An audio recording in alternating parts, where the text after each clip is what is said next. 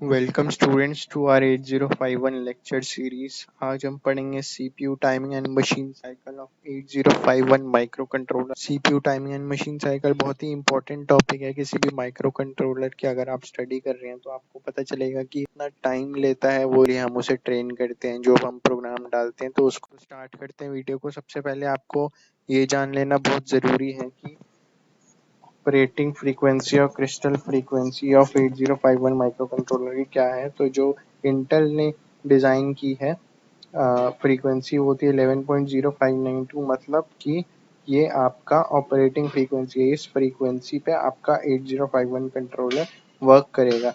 और इसमें जो हमने पढ़ा था पिछले पिन डायग्राम्स में, जो दो क्रिस्टल 1 और क्रिस्टल 2 थे, उसके बीच में जो सर्किटरी होती है वो क्रिस्टल फ्रीक्वेंसी प्रोड्यूस करने के लिए, तो वही ऑपरेटिंग फ्रीक्वेंसी होती है in case of 8051 micro controller, जो कि होती है 11.0592। जब हम एक्सटर्नली उसे 11.0592 मेगाहर्ट्ज की फ्रीक्वेंसी देते हैं तो वो उसके लिए वर्किंग फ्रीक्वेंसी होती है।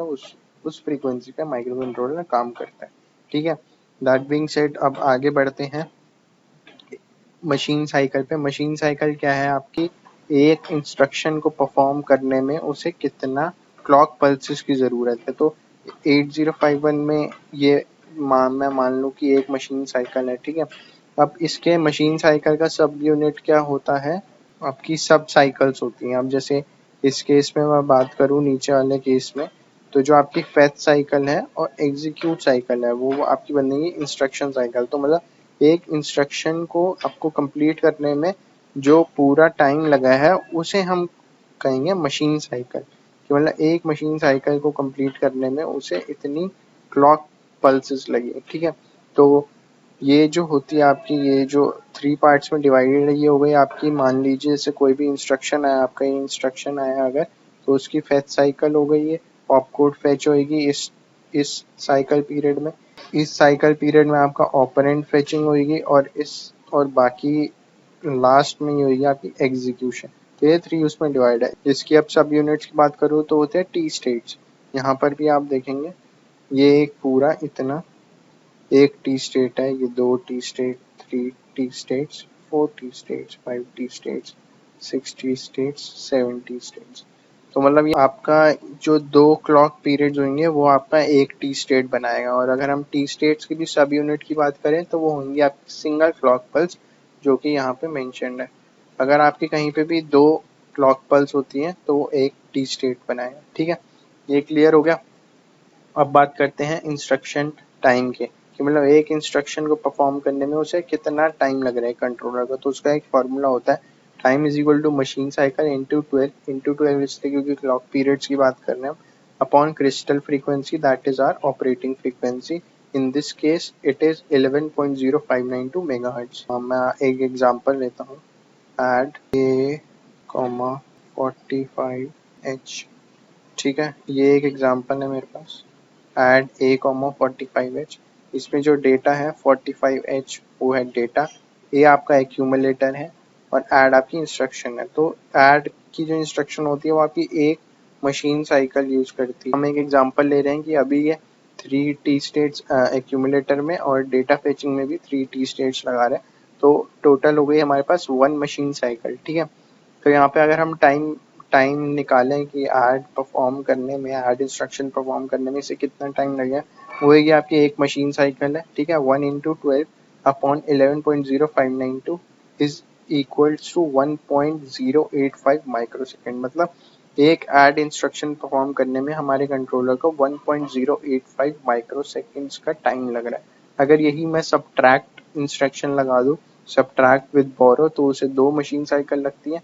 और अगर मैं 1.085 इंटू 2 कर दूंगा तो वो हमारा टाइम आ जाएगा कि सब्ट्रैक्शन किया मैंने 2 नंबर्स का, विद बोरो भी किया, उसके लिए 2 मशीन साइकिल लगी और उसका टाइम आया 2 इंटू 1.085 माइक्रो सेकेंड। जितना भी होगा वो उतना टाइम देगा सब्ट्रैक्ट करने। तो ये था पूरा concept CPU time and machine cycle का। हाँ, अब एक और चीज़ काफ़ी बच्चों के माइंड में आएगा, सर मशीन साइकिल ये अपनी हमेशा इंटीजर वैल्यू ही क्यों होती है, डेसिमल वैल्यू क्यों नहीं होती। अभी मैंने एग्जांपल लिए तो 1 और 2 मशीन साइकिल का लिया, कोई भी डेसिमल वैल्यू में नहीं होती। क्यों? डेसिमल नंबर में कंप्लीट हो रही हो इंस्ट्रक्शन, हमेशा इंटीजर में ही क्यों होगी, है ना। तो बिल्कुल सही डाउट है, मैं आपका डाउट क्लियर कर देता हूँ एक बार। सिंपल है, इसमें जो भी हम अपनी इंस्ट्रक्शन को डिवाइड करते हैं ना, ऑपकोड फेचिंग होती है, एक्यूमुलेटर में स्टोर होता है, कॉपी होता है, डाटा पेस्ट होता है, मतलब आप मान लीजिए एक इंस्ट्रक्शन छोटे छोटे सब इंस्ट्रक्शंस में डिवाइड हो जाता है, तो उनको कंप्लीट करने के लिए हमें टी स्टेट्स की ज़रूरत होती है जो कि क्लॉक पल्सेस होते हैं। ठीक है, अब इसमें हम, अगर मैं आपको एक सिंपल एग्जांपल दूं कि आपको इसमें क्लॉक पल्स गिननी है, 1 2 3 4 5 6। अब इसमें देखिए वोल्टेज भी वेरी कर रही है इसकी, है ना, पर हमें वोल्टेज नहीं ध्यान देनी, हमें इसमें क्लॉक पल्सेस गिनने की, कितने क्लॉक पल्सेस में वो ऑपरेशन परफॉर्म हुआ। हमें ये नहीं देखना कि भाई वो क्लॉक पल्स कितनी देर के लिए था, छोटी थी, मोटी थी, बड़ी थी, ये सब हमें नहीं देखना, हमें नंबर ऑफ क्लॉक पल्सेस गिनने हैं। तो मशीन साइकिल भी, जैसे साइकिल वर्ड सजेस्ट कर रहे हैं कि फ्रीक्वेंसी पल्सेस हैं, आप ये भी क्लॉक पल्सेस को हमेशा आप काउंट करेंगे तो इंटीजर वैल्यू ही आएगी। ठीक है, मशीन साइकिल भी वही है, क्लॉक पल्सेस हैं, क्लॉक पल्सेस को हमें वो इंस्ट्रक्शन को एग्जीक्यूट करने में कितना टाइम लग रहा है, बस ये मशीन साइकिल वही बताता है, ना कि कितना टाइम लगा है एक इंस्ट्रक्शन को परफॉर्म करने में। टाइम के लिए दूसरा फॉर्मूला होता है, और मशीन साइकिल फ्रीक्वेंसी के रिगार्डिंग, हम फ्रीक्वेंसी के रिस्पेक्ट में हम बात करें। तो ये थी स्टूडेंट्स आज की वीडियो। चैनल को सब्सक्राइब कर लेना, वीडियो ज़्यादा से ज़्यादा शेयर करें, ठीक है, लाइक करें, और आपका कोई भी डाउट है तो कमेंट सेक्शन में ज़रूर बताना, फ्री ऑफ कॉस्ट मैं आपके डाउट्स क्लियर कर दूँगा। थैंक यू स्टूडेंट्स, मिलते हैं अगली वीडियो।